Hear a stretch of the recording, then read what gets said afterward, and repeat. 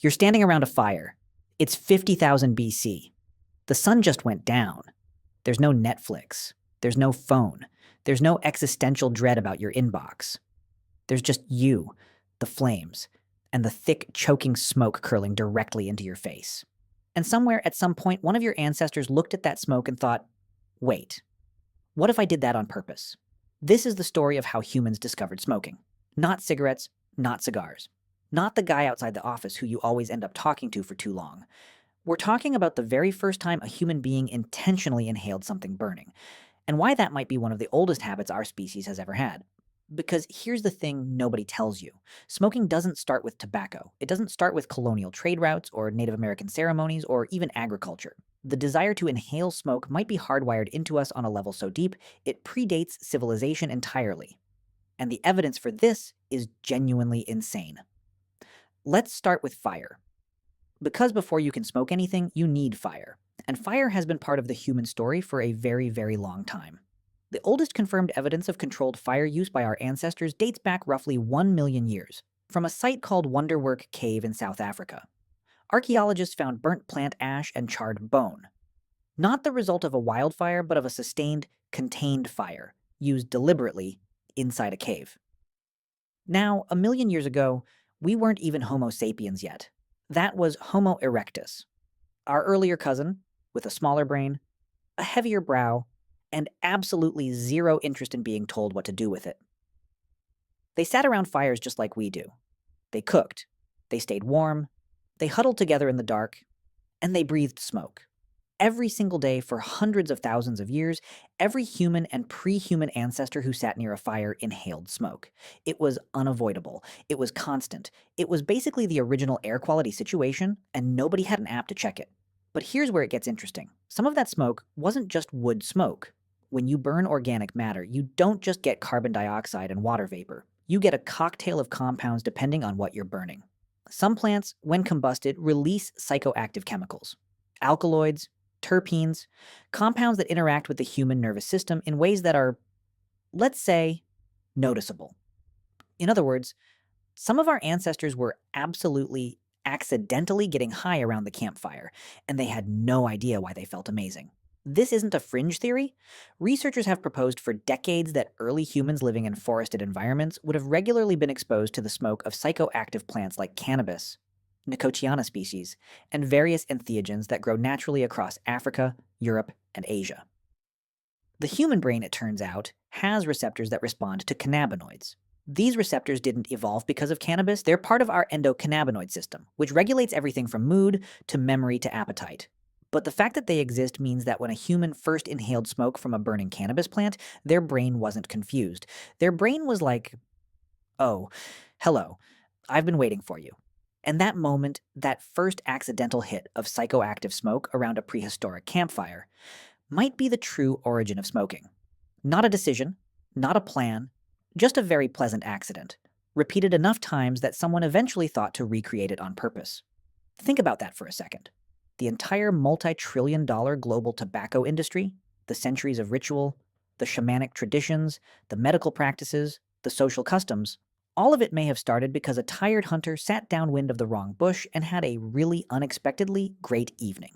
History is sometimes beautiful in the most absurd ways. Now here's where we have to be careful about timelines, because ancient humans smoked things, and ancient humans intentionally cultivated things to smoke are very different claims. Let's talk about what the archaeology actually tells us. The oldest direct evidence of intentional cannabis use, meaning burned cannabis seeds found in a context suggesting deliberate inhalation, comes from a burial site in the Pamir Mountains of Central Asia, dating to around 500 BC. Excavators found wooden braziers containing stones that had been superheated, alongside residue from cannabis plants with unusually high THC content. This wasn't wild cannabis used for rope or seeds. This was the good stuff, and it was placed directly in a ritual burial context, 500 BC. That's roughly 2,500 years ago. But here's the question that should be sitting in the back of your mind. Does the absence of older physical evidence mean it didn't happen earlier?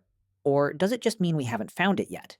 Because organic material, seeds, leaves, plant fiber, almost never survives thousands of years in the ground. We find stone tools from 3 million years ago because stone is basically indestructible. But a wooden pipe filled with dried herbs? That's gone in a few centuries under normal burial conditions. A leather pouch of cannabis?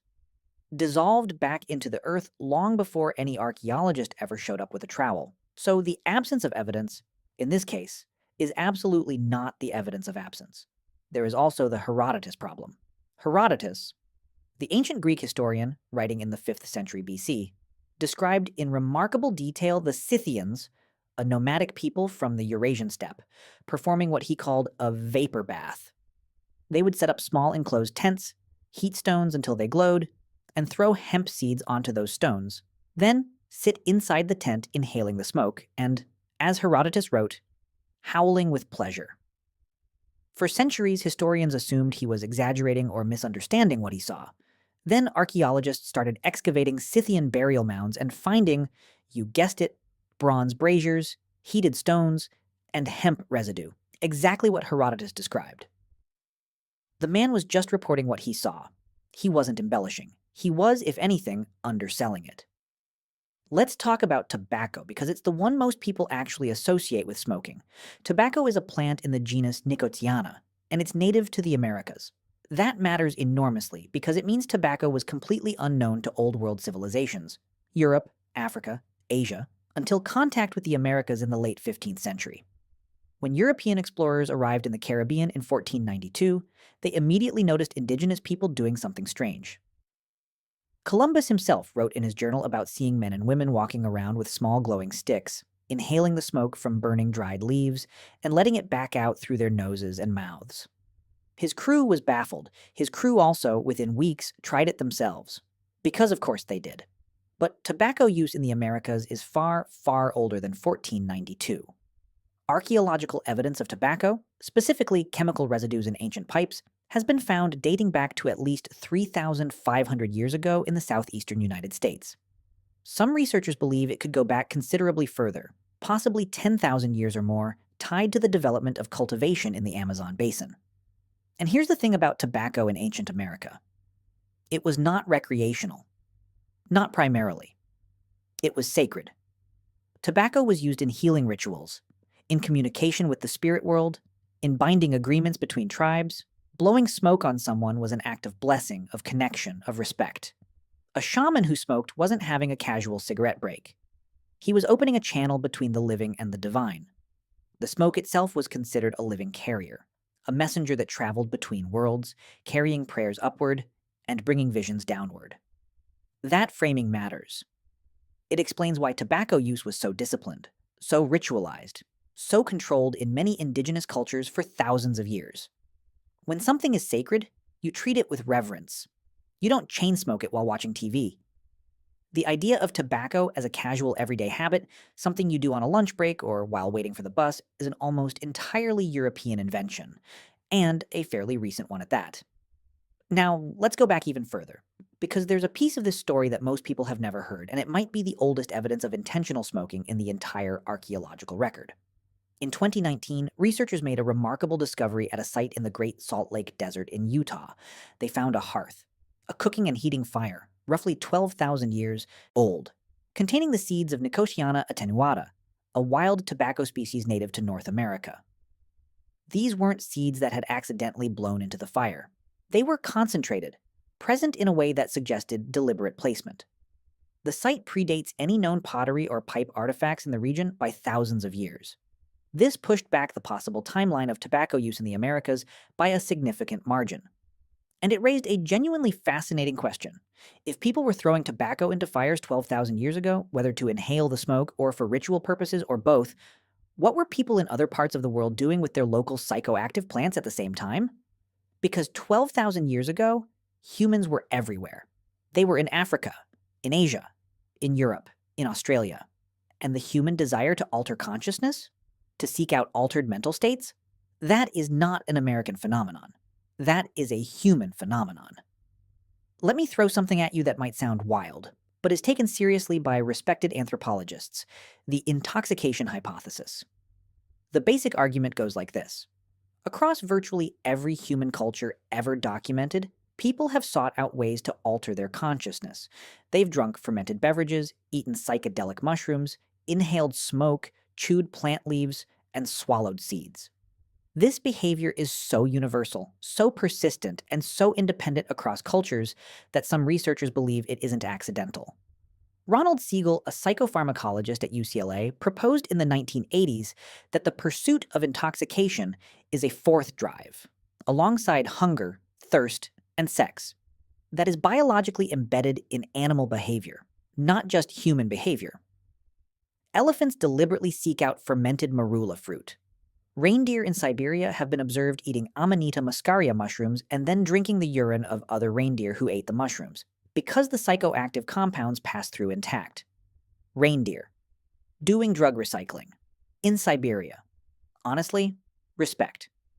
The point is, if the drive to alter consciousness is this deep and this old, it's entirely reasonable to propose that early humans, long before they domesticated any plant, long before they had pottery or pipes or any of the tools we normally associate with smoking, were deliberately exposing themselves to smoke from psychoactive plants because they had learned through experience that it changed something in their mind. Maybe they burned those plants intentionally during rituals. Maybe they selected campsites near specific plants for exactly this reason. Maybe they learned which smoke made you feel good and which made you feel like you were dying, which, with some plants, is a distinction that kills you once before you figure it out. This is trial and error, prehistoric style. Very high stakes, occasionally literally fatal. But the ones who survived? They remembered. They told others. They passed it down through generations of knowledge that never got written, but got lived. That's how most human knowledge worked for most of human history. Not libraries, not schools. Lived experience, passed mouth to ear, around a fire, in the dark. Let's also talk about something that rarely comes up in this conversation. Smoking as medicine. Long before smoking was recreational, long before it was spiritual, it may have been medical. The Ebers Papyrus, one of the oldest known medical documents in the world, dates to ancient Egypt around 1550 BC. It describes treatments involving the inhalation of smoke from heated herbs, specifically for conditions affecting the throat and lungs. This is wildly counterintuitive from a modern perspective. You're telling me the ancient Egyptians treated lung problems by inhaling smoke? Yes. Yes, they were. And while that seems insane, it's worth noting that the specific herbs they used, including henbane and various aromatics, do have genuine pharmacological properties when inhaled. The ancient Greeks used fumigation, therapeutic smoke, regularly. Hippocrates, the guy you take an oath named after if you become a doctor, wrote about the inhalation of herbal vapors to treat diseases of the lungs and other conditions. The thinking wasn't crazy by the standards of the time. Smoke reaches the lungs directly, so if the plant has medicinal properties, delivering it via smoke makes a certain logical sense. The lungs as a delivery mechanism. Inhaled medicine. We still do this today. With asthma inhalers and anesthetic gases and nebulizers, the delivery method survived. The burning part, thankfully, mostly didn't. Ancient Indian Ayurvedic medicine, dating back over 3,000 years, describes a practice called dhumapana, literally smoke drinking, involving the inhalation of medicinal herbs through pipes. The texts describe specific plants, specific conditions, specific preparations. This wasn't casual or improvised. It was a sophisticated medical system with detailed protocols and centuries of refinement behind it. Across ancient China, ancient Mesopotamia, ancient Greece, ancient India, in virtually every early civilization on record, there is evidence of people inhaling smoke deliberately for therapeutic purposes, as a recognized medical practice. Not because they were addicted, not because they thought it was cool, because it worked, or at least it worked sometimes. Or at least it worked enough times that they kept doing it. And in a world without antibiotics, without surgery, without any of the tools modern medicine takes for granted, works sometimes was a pretty meaningful bar to clear. There's another angle to this story that doesn't get enough attention, and it has to do with social bonding. Humans are deeply social animals. We evolved in groups and group cohesion. The ability of a group to stay together, trust each other, act in coordination, was literally a matter of life and death for most of our evolutionary history. Isolated individuals died. Groups survived. Anything that enhanced social bonding had genuine survival value. And shared rituals, including shared consumption of psychoactive substances, are extraordinarily powerful tools for social cohesion. When a group of people undergo a shared altered experience together, it creates a sense of connection, of trust, of mutual understanding that is very hard to replicate any other way. Modern neuroscience has confirmed this. Shared rituals synchronize neural activity, increase trust, and deepen group identity in measurable, documented ways. So when a group of ancient humans sat together in a closed space, breathing in smoke from burning cannabis or other herbs, and collectively entered an altered state, that wasn't just recreational. That was social technology. That was how you built the kind of deep trust and group cohesion that let you go into dangerous situations together and come back alive. The ritual smoke circle wasn't just a party, it was infrastructure. Here's where we arrive at the uncomfortable part of the story. The transition from sacred smoke to casual habit is, historically, an absolute disaster. When tobacco arrived in Europe in the 16th century, it spread with a speed that should remind you of something. Within decades, smoking had gone from an exotic curiosity to a continental obsession. By the 1600s, tobacco was being traded globally. By the 1700s, snuff, powdered tobacco inhaled through the nose, was fashionable across European aristocracy. By the 1800s, cigars were everywhere. By the early 1900s, the industrially manufactured cigarette had been invented, making tobacco consumption cheaper, more convenient, and more addictive than anything that had come before. What had taken indigenous Americans thousands of years to incorporate into a measured, ritualistic, deeply cultural practice was, in the hands of European industrialists, turned into a mass-market consumer product within 4 centuries. The tobacco industry in the 20th century then spent decades and billions of dollars suppressing the evidence that cigarettes caused cancer. Evidence their own scientists had compiled internally. They marketed cigarettes to children. They hired doctors to endorse their products. They added chemical compounds specifically to make nicotine hit faster and harder, and leave the system more quickly, maximizing addiction. They turned something ancient and ritualistic and communal into a product specifically engineered to be as physically destructive and as financially extractive as possible. A shaman and a tobacco executive both worked with the same plant. They had almost nothing else in common. The gap between a shaman in 500 BC placing cannabis on hot stones in a ritual burial and a tobacco company executive in 1960 signing off on marketing cigarettes to teenagers is one of the larger moral chasms in human history. Both involve smoke. Almost nothing else is the same. So when did ancient humans start smoking? The honest answer is, we don't know exactly. And we probably never will. The physical evidence takes us back 12,000 years with some confidence, and possibly much further with reasonable speculation. The behavioral drive that underlies smoking, the desire to alter consciousness, to share ritual experiences, to use inhaled substances as medicine, is almost certainly far older than any artifact we've found. It may be as old as fire itself. It may be as old as the cognitive leap that made us human in the first place. The ability to connect cause and effect, to look at a burning plant and think, last time that happened, I felt different. Let me do that again. That's not addiction. That's intelligence. What we do know is this. The behavior is extraordinarily old. It predates agriculture. It predates pottery. It predates every civilization you've ever learned about in school. What is absolutely clear is that by the time the historical record begins, in every corner of the world where humans lived, they were already finding ways to put smoke into their bodies. The specific plants changed. The rituals changed. The purposes changed. But the behavior was already ancient by the time anyone thought to write it down. There's something almost poetic about that. For all the things that separate modern humans from our ancestors, the technology, the medicine, the internet, the truly baffling amount of content we consume every day, there are these thin threads of continuity that run unbroken through 100,000 years of human experience. Fire, smoke, breath. The oldest humans sat around fires and breathed the same smoky air you'd smell at a bonfire tonight. Some of them, at some point, started paying attention to what that smoke was doing to them. And then they started choosing it, and then they started passing that choice down to their children and their children's children, and eventually to the Scythians howling with pleasure in their tents, and the Egyptian physicians prescribing henbane, and the Mayan shamans reading visions in the rising smoke, and the Taino people on a Caribbean beach watching confused Europeans try tobacco for the first time and cough until their eyes watered. Either way, next time you flip a light switch or sit around a summer fire or catch a whiff of wood smoke on a cold night, you're participating in something far older than you realize. You're doing what humans have always done. You're breathing.